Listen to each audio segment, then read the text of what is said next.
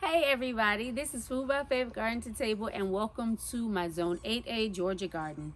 If you are new here, thank you, welcome. I am glad you decided to come and hang out with us today. We are going to do a full garden tour for this spring. This is our first full garden tour and I wanted to bring you guys along so you can see the good, the bad, and the ugly of what I have going on. So first we're going to start here at my mint bed. I started out having a pot of mint because we know that mint can be very invasive, but in this area I did not mind it spreading all over the place. So we have our mint mixed in with some lilies, and then as we go on this side, you see that I have some sage. This sage started out as a very small plant, guys. The plant was about as big as this sprig, and look how far it spread out in this area. And I do cut, but it comes back again. So just remember, the more that you cut your herbs, the more that they come back. So this is the talk of my garden for this season, my fruit trees this year.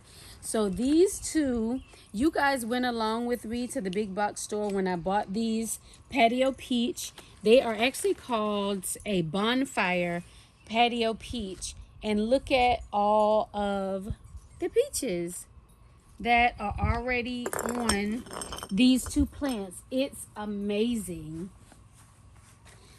They can stay in this pot for around the first 2 to 3 years, and then you can up pot them. What I am going to do is actually sit this pot into another pot so that I can water that way, and it can wick up the water from the bottom.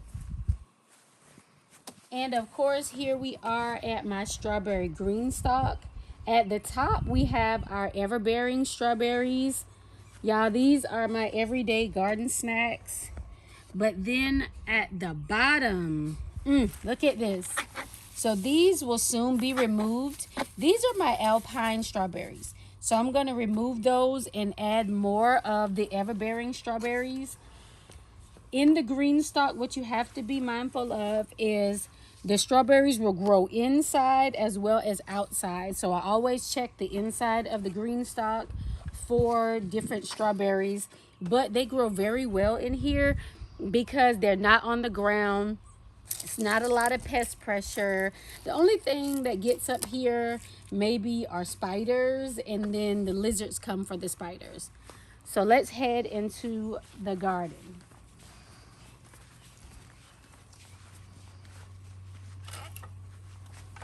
So the garden is looking pretty good this season, but I am going to do a garden revamp.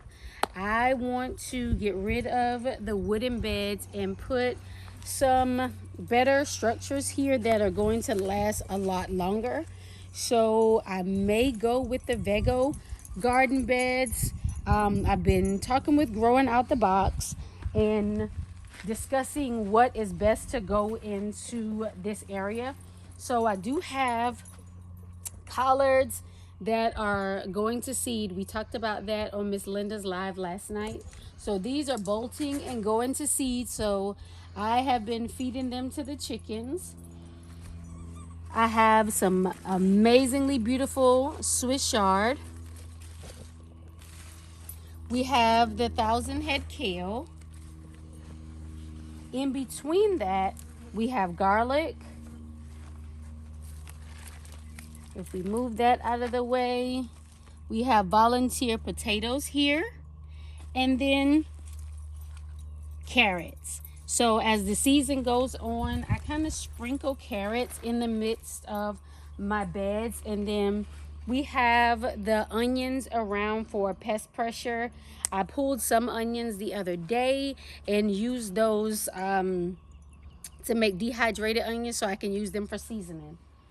So in this terrible thing right here, so guys, I bought this. It looks very sturdy online, but it is very frail and fragile.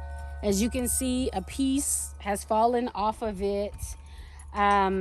I am going to replace this with something else that actually can move. When I purchased this, it was because it said that the wheels would make this move easily. It was supposed to be self-watering. None of the above, okay? The tomato and the basil in here are doing very well, but this is trash. If we go on around, I have some pots. This pot is full of ever-bearing strawberries. If you guys can see in here, they're all over. Some great garden snacks.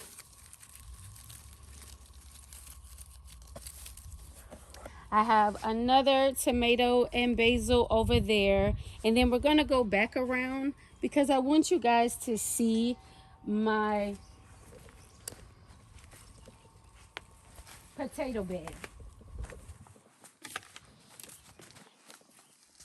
All I did here, guys, was, so this is my compost area, my composting bed, but in this bed I just threw potatoes. So when the potatoes were getting old in my kitchen, they began to chit, I just threw them into this bed and I threw some hay over them in the winter, and this is what I have right now. So whenever you ask me when is the best time to plant potatoes, potatoes know when they want to come up. So I just threw them in there, and as the weather got better, they began to come up. So we're going to go back around this side of the garden. Guys, you see I'm going to have tons and tons of Georgia collard seeds. It is just so many on these plants. I have 3 full plants that have gone to seed, but what I'm going to do is pull one of them and go ahead and feed that one to the chickens. So here we have some indeterminate onions, and you guys know that I get my onions from Dixondale Farms, and they are doing pretty good, nice and strong. The ones on this side are bulbing out a lot more than the ones on this side, but that's just fine. I have, if you remember at the end of last season, I got this grape vine on sale. It was just a couple of dollars. We're gonna get these weeds out of here. It was just a couple of dollars, so I brought it on home, put it in quarantine, and then planted it out. Let's go ahead and get these weeds out. But this year, I had to plant double the onions than I planted last year, simply because before the season was up, we had eaten all of the onions. So I planted extra onions this year, and they are doing really good. If you look down here, you can see that they are forming a bulb. The red is taking a little bit longer than the yellow, but they are bulbing out. There's some ants in this bed too. Over here in this area, when we talk about companion planting, you know that with all of my tomatoes, I have basil planted. We're gonna pop those seeds off. I have basil planted, but with my cucumbers, I have amaranth planted because the cucumber beetle likes the amaranth just as much as they like the cucumber. So if you companion plant that, then they will eat all of the amaranth and leave your cucumbers alone. And here we are with Thelma, Louise, and Lorraine. Oh my goodness, y'all. Yesterday they decided that they were going to get out of the pen. I came outside just to check on the garden, and there they were walking around. So it was a time getting them back in, but we're going to check to see if we have any eggs as of yet. Usually I don't pull the eggs until about 12. And as you can see, we only have one in there. So I'll wait until about 12 o'clock, and then the other 2 will have laid by then.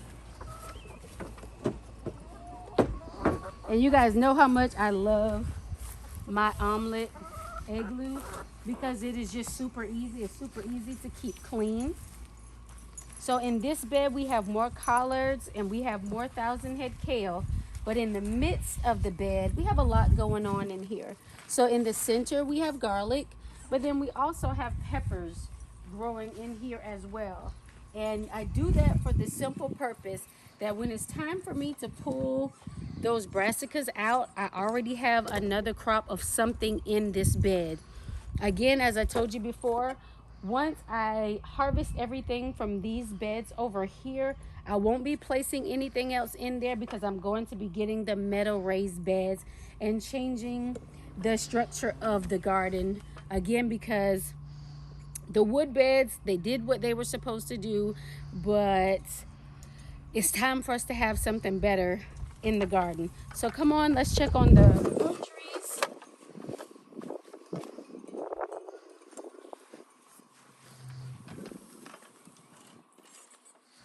And we're gonna start over here by going to our kitchen garden. We talked about last season about everybody having a kitchen garden. It's just a small area near your home where you have all your different herbs. So in here I have calendula and I have lemon thyme, lots and lots of lemon thyme. I have the banana mint. I have the chocolate mint, and you can always tell the chocolate mint from the regular mints because of the stem. The stem color is always different. And then we have garlic mixed in there. We have our famous OCD-ish chick hostas. We have strawberry mint, banana mint, and chocolate mint. We have 3 different types of hostas. And then we have the mullein. This is so big. When I first planted it here, it was a very small plant. As we come over here, we have more strawberries. And this is more of my flower garden. But I also have a pumpkin plant back here because last year I planted watermelon here. But I wanted to see if I could actually grow some Cinderella pumpkins this year. So I have them there. I have this cattle panel piece over them because my dogs run back and forth over here and they already dug up 4 sunflowers. And I have some green beans that I want to grow up this trellis area. So I have the Thai soldier bean, I have the asparagus bean, and I have the long beans. And last but not least, our orchard area. This is my columnar apple tree. It is looking beautiful this year. It does have some apples growing on the bottom. Here is another columnar apple tree. I have this one covered simply because I haven't got a chance to come out and put any kaolin clay on it. But I want to actually keep all the apples that are on here. It is about 8 apples on this tree. And I don't want either the birds to knock them off or the birds to eat them. So I am going to come out later and spray them down with water and then put that kaolin clay on because I have the powder version of the kaolin clay. And then this is my combo pear tree that I got from Ison's nursery. And on this branch, you can see we have pears growing. On this branch, we have pears growing. So it is doing a lot better this year than it did last year. It did leaf out, but no pears grew on it. This is my pineapple pear. And of course, it is better to have 2 pear trees as well as having 2 apple trees. Here we have our empty space. And I'm pretty sure I'm going to put an apricot tree here.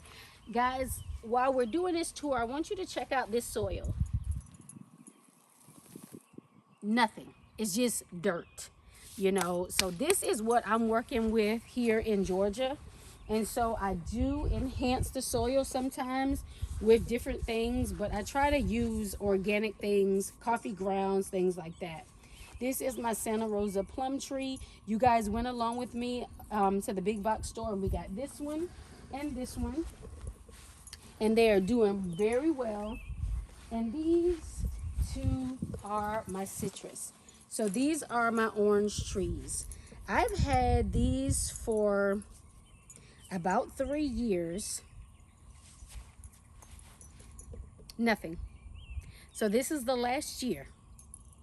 If they do nothing this year, this will be home to something else. Probably 2 more plum trees or 2 more fig trees because I really enjoy figs. I already have 4 figs right now. This is the first year that my figs have died back, where they're growing the new growth from the ground up. But guys, that's pretty much it. I am glad that you guys came along with me on this garden tour. If you have any questions, please leave your questions, your comments in the comment block.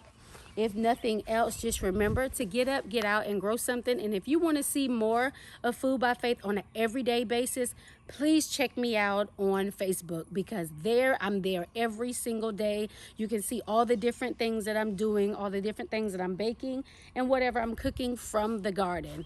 As always, get up, get out, and grow something, and have faith in our food. See you the next time.